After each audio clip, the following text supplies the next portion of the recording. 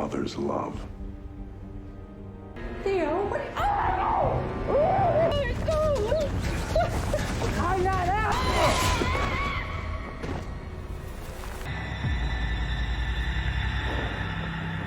Halo Flickers, welcome to Sneak Flicks. Dengan bangga kami mempersembahkan kepada kalian ulasan lanjutan series berjudul The Blacklist season ketiga. Disclaimer, bagi kalian yang baru mengikuti series The Blacklist, saya sarankan untuk menonton dari episode 1 terlebih dahulu dan playlist ada di card pojok kanan atas. So, without any further ado, let's get into it. Scene dibuka oleh seorang pria bernama Randy Brenner yang saat itu sedang mengangkat telepon dari rekannya. Ketika sedang membicarakan tentang bisnis mereka, Brenner tiba-tiba melihat sesuatu di dalam rumahnya yang membuat ia harus waspada. Akhirnya Brenner mencoba untuk memeriksa siapa orang yang berusaha untuk masuk dan mungkin saja merampok rumahnya. Tetapi ketika ia sedang berjalan, tiba-tiba saja seorang penjahat keluar dari tempat persembunyiannya. Ia mencekik Brenner hingga tak bisa bernafas dan akhirnya Brenner pun tewas ketika lehernya dipatahkan. Setelah itu penjahat tersebut menyeret Brenner ke sofa, membuatnya terlihat seperti terduduk seperti biasa, lalu ia juga menyelipkan sebuah ponsel di tangannya. Dan inilah Drexel, blacklister nomor 113 yang terdaftar dalam daftar hitam milik Reddington.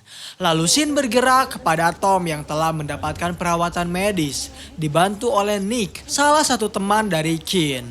Mereka mencoba untuk mengidentifikasi terlebih dahulu setiap luka yang Tom dapatkan. Diduga Tom mendapatkan luka tembak tingkat 1 yang dimana ia mencoba untuk mencabut pelurunya sendiri.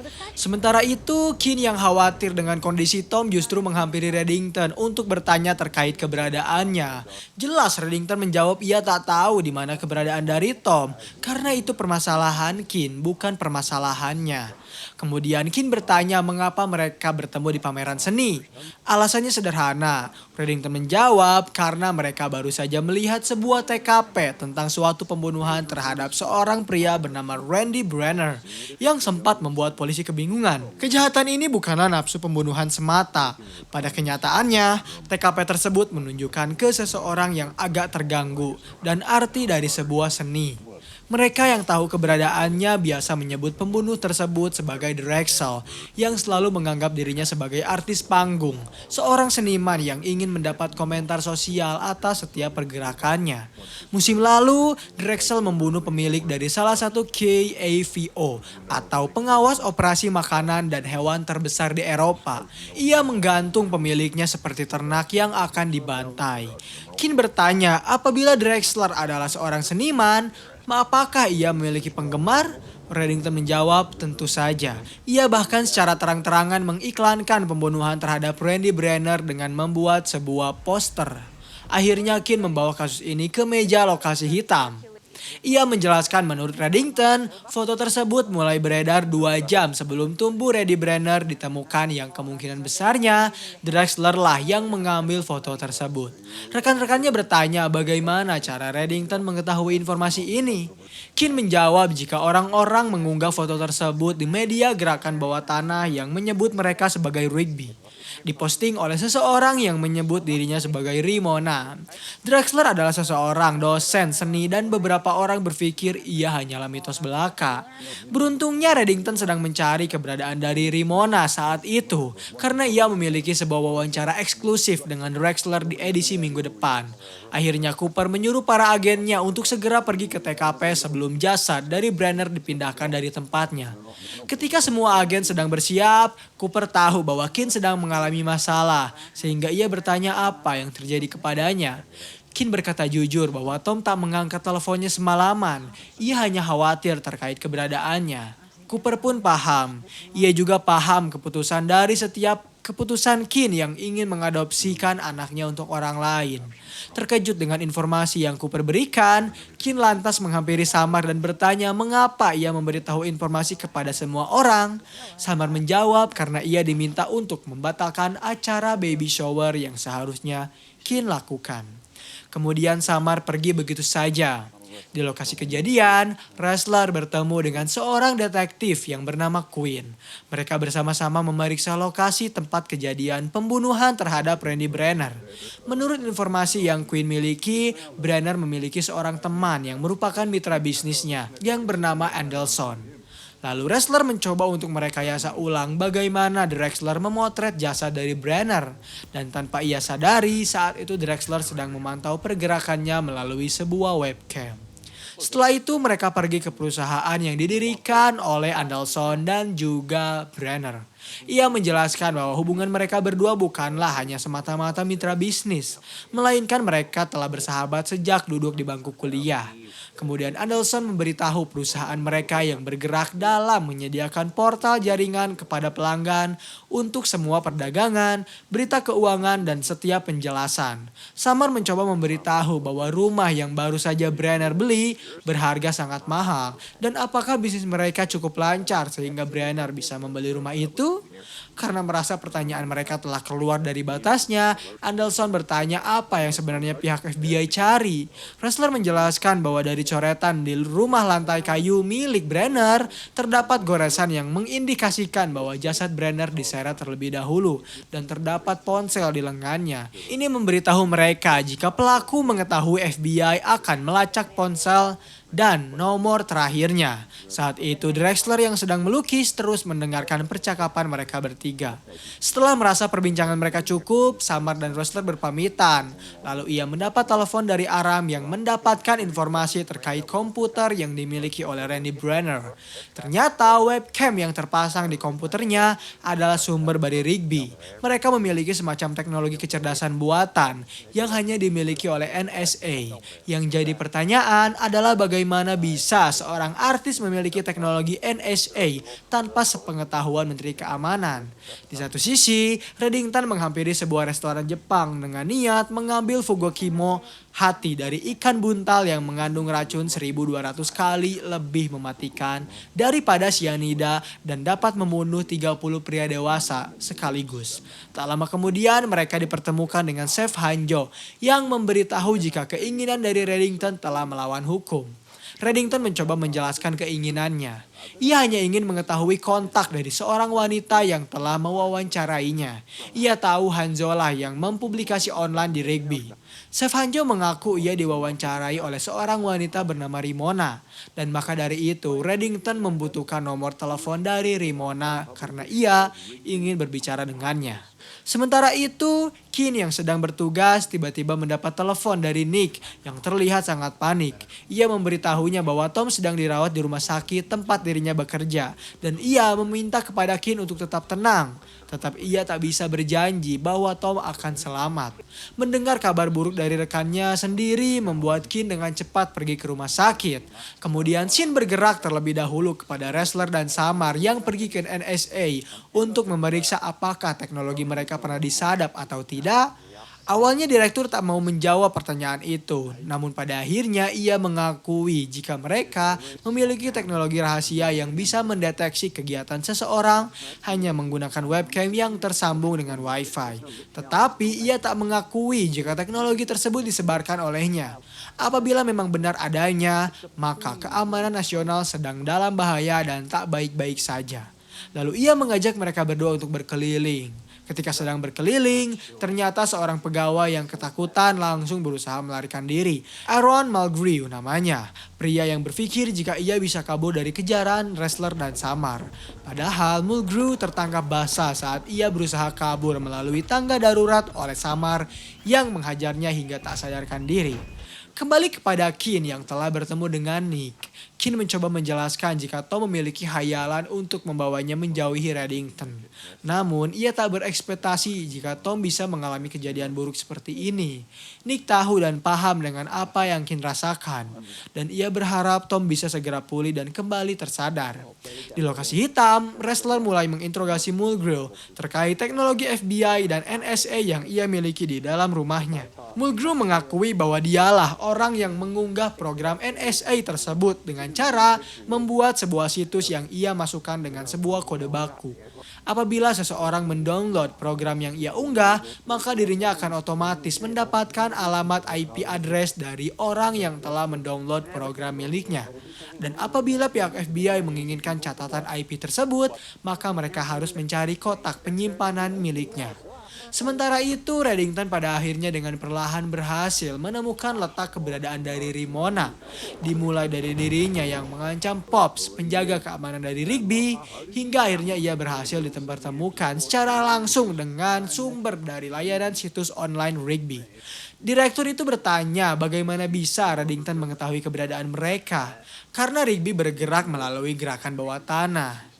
Reddington menjawab jika ia baru saja membaca artikel yang dibuat oleh Ramona ketika dirinya mewawancarai Turafogu milik Chef Hanjo, dan kini mereka berdua berteman. Sebenarnya Reddington tak ada keterkaitan secara pasti kepada Rigby ini, namun ia ingin mencari tahu tentang seseorang bernama Drexler yang diduga bekerja kepadanya. Direktur paham dengan keinginan Reddington, tetapi mungkin saja ia bisa menebusnya dengan membiarkan mereka mewawancarai terkait kehidupan. Reddington tersenyum. Ia bisa saja mau asalkan mereka harus memberitahu keberadaan dari Ramona. Saat Reddington baru saja bertemu dengan sumbernya, ia tiba-tiba dihampiri oleh Kin yang marah karena ia menyalahkan Reddington atas apa yang baru saja Tom alami. Belum mendapat kepastian dari Reddington, Kin telah menuduhnya dan ia menegaskan tak mau menjadi budak bagi Reddington. Reddington mencoba memberitahu Kin jika sebenarnya Tom telah menempatkan dirinya ke dalam tempat dan waktu yang salah. Menurut informasi yang Reddington ketahui, Tom telah terlibat ke dalam sebuah pencurian yang bernilai puluhan juta dolar, dan ia bergabung ke dalam sebuah tim yang dimana di dalamnya terdapat Gina Janetakos, mantan kekasihnya dahulu. Reddington memberitahu kepada Kin, Tom belum pantas untuk menjadi ayah dari anaknya, karena Tom masih tak bisa mengontrol apa yang harus ia lakukan. Di lokasi hitam, Samar telah mengumpulkan catatan IP address yang dimiliki oleh Mulgrew. Kemungkinan besar, catatan yang berasal dari nomor ponsel tersebut adalah milik dari Drexler. Tetapi membutuhkan waktu berminggu-minggu untuk memproses pencarian data tersebut yang akan membuang waktu mereka. Akhirnya Cooper mencoba mencari tahu data dari setiap orang yang telah mendownload program NSA. Dari 1.000 pengguna, terdapat 13 orang yang berasal dari New York, dan Aram kembali mengerucutkan pencarian tersebut hingga akhirnya ia menemukan satu tempat di Brooklyn. Ketika Samar dan Drexler tiba di sana, ternyata tempat tersebut telah kosong. Meskipun begitu, mereka berhasil mendapatkan informasi jika gedung ini disewakan kepada seorang pria bernama Reggie Turner, berusia 44 tahun dan baru saja menyewanya 6 bulan yang lalu. Bisa dipastikan, Reggie Turner adalah nama asli di balik Drexler. Samar dan Drexler juga menemukan beberapa target selanjutnya dari Drexler dan setengah lusin foto dari Adelson. Cooper mencoba membantu. Ia bertanya apa yang agennya butuhkan. Samar menjelaskan bahwa mereka menemukan laptop di sini dan ia ingin Aram membuat akses remote dan mencoba mencari tahu apa yang bisa ia temukan. Karena telah disuruh oleh ayangnya, Aram dengan cepat bergerak satset. Sementara itu, Reddington akhirnya berhasil kembali bertemu dengan Ramona yang terkejut dengan keberadaannya secara tiba-tiba. Reddington tahu bahwa Ramona lah orang yang hendak mewawancarai Drexler di edisi minggu depannya. Dan ia ingin Ramona memberitahu di mana mereka akan melakukan sesi wawancara tersebut. Awalnya Ramona mencoba menjelaskan bahwa ia harus menghargai privasi dari sumbernya. Tetapi Reddington memberikan pilihan apakah Ramona ingin melindungi dirinya sendiri atau justru melindungi sumbernya. Lalu Shin bergerak kepada Drexler dan Samar yang kembali menghampiri Adelson. Kali ini ia kebingungan karena Drexler menuduhnya telah membunuh Branner, padahal ia tak tahu sama sekali tentang pembunuhan tersebut. Ketika sedang mewawancarainya, Samar tiba-tiba mendapat telepon dari Aram yang memberitahu jika ternyata Drexler tak hanya meretas webcam targetnya, melainkan ia juga meretas webcam di seluruh kantor Adelson. Samar memang menemukan webcam tersebut dan langsung terhubung dengan webcam milik Aram. Webcam tersebut tak hanya satu, melainkan terdapat 2 video lain yang memperlihatkan orang-orang sedang beraktivitas. Kembali kepada Reddington yang pada akhirnya berhasil meyakinkan Ramona yang ketakutan. Ia pun langsung membawa Reddington dan Dembe ke sebuah pameran seni. Di sana, Ramona mendapat telepon dari Drexler untuk mengikuti instruksinya agar mereka berdua bisa bertemu. Saat itu Reddington dan Dembe sempat kehilangan jejak dari Ramona karena banyaknya pengunjung pameran seni yang berkunjung di hari itu. Ramona yang telah bertemu dengan Drexler langsung mencoba untuk berbaur. Drexler meminta kepada Ramona untuk bersantai dan memberikan pertanyaannya kepadanya. Tetapi ternyata Drexler melihat Ramona yang terlihat tegang, seperti sedang menyembunyikan sesuatu. Ia lantas bertanya apa yang sebenarnya Ramona sembunyikan. Kemudian Drexler tiba-tiba menghantamkannya ke meja dan bertanya apakah ia membawa Reddington kemari. Ramona mulai ketakutan. Di satu sisi, Samar dan wrestler yang telah kembali ke lokasi hitam akhirnya diperlihatkan berbagai macam webcam tersebut. Ara mencoba untuk meretas program dari NSA yang mungkin saja bisa membawa mereka kepada alasan mengapa Drexler melakukan semua ini. Kembali kepada Ramona yang sedang ketakutan. Sebelum Drexler membunuhnya, Reddington datang di waktu yang tepat. Ia langsung meminta Drexler untuk menyerah dan meminta kepada Dembe untuk mengeluarkan Ramona dari sini. Seketika Drexler tak bergerak seperti hewan kecil yang ketakutan ketika dihadapkan dengan Reddington. Di rumah sakit, seorang Metro PD tiba-tiba datang untuk meminta keterangan kepada Tom yang diduga telah terlibat dalam suatu perampokan berlian. Tak tanggung-tanggung, Metro PD juga langsung membawa Mr. Clarken selaku pemilik dari berlian yang telah dicuri olehnya. Dengan harapan Clarken bisa menjelaskan kepada mereka bahwa Tom terlibat dalam misi ini. Namun ketika Clarken melihat wajah dari Tom, ia mengaku bahwa Tom adalah salah satu pegawainya. Ia jugalah yang membantu mereka mencoba untuk menghentikan para perampok tersebut. Tom terkejut mendengar pernyataan itu. Lalu Clarken meminta kepada Metro PD untuk menginterogasi dirinya saja karena ia siap memberikan penjelasan lebih lanjut tentang perampokan itu dan ia menegaskan Tom tak bersalah dalam perampokan ini. Setelah berhasil membuat Drexler tak berdaya, Reddington mulai menginterogasinya. Pada awalnya ia mengakui jika dirinya sangat menyukai seni. Tetapi karena apa yang Drexler lakukan telah mencoreng arti yang sesungguhnya dari seorang seniman. Drexler beralasan jika ia tak membutuhkan pendapat Reddington terkait pekerjaannya. Kemudian Reddington mulai bertanya tentang siapa orang yang telah menyuruhnya membunuh Randy Brenner. Dan ia ingin Drexler memberinya sebuah alamat dari orang tersebut. Sementara itu, pihak FBI berhasil menemukan pusat dari perusahaan Drexler dan Andelson. Ternyata di sana mereka melihat sebuah layar besar yang memperlihatkan puluhan webcam milik orang-orang yang sedang melakukan aktivitasnya. Mereka menembaki beberapa orang yang berusaha kabur dan juga mencoba untuk menginterogasi Andelson terkait bisnis ini. Andelson mengaku jika ia hanya menjalankannya saja. Orang-orang lah yang menginginkan akses ini. Ia bisa menyediakan paket single dan paket bersama untuk memantau seorang mahasiswi, politikus, guru sejarah, dan bahkan orang-orang penting lainnya. Sementara itu di rumah sakit, Tom yang telah mengetahui bahwa ini adalah ulah dari Reddington semakin mendapat kejelasan ketika Nick mengaku bahwa dirinya lah yang berbicara kepada Reddington terkait Tom yang terluka. Karena dirinya telah bekerja secara resmi kepada Reddington sebagai ahli bedahnya. Nick mengaku ia bodoh karena tak mendengar perkataan dari Tom untuk tak mengambil uang yang saat itu Mr. Kaplan berikan kepadanya. Tetapi semua telah terlanjur dan ia meminta maaf kepadanya harus melakukan hal ini.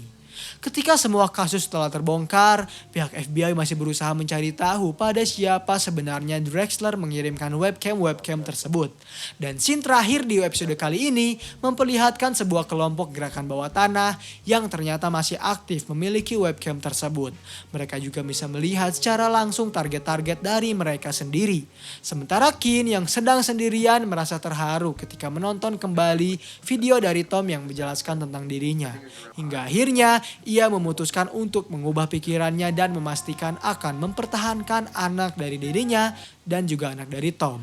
Di satu sisi, Reddington sedang menghampiri seorang pria yang diduga dikirimi sebuah lukisan 9 hari yang lalu oleh Katarina Rostova. Pria itu mengaku jika dirinya adalah seorang pedagang, namun ia tak mengetahui siapa nama dari pengirim lukisan tersebut. Dan ketika lukisan itu dibuka oleh Dembe, terlihat secara jelas wajah dari Kin yang sedang menabur bunga di atas makam Reddington sendiri. Dan episode 15 di season 3 pun berakhir di sini.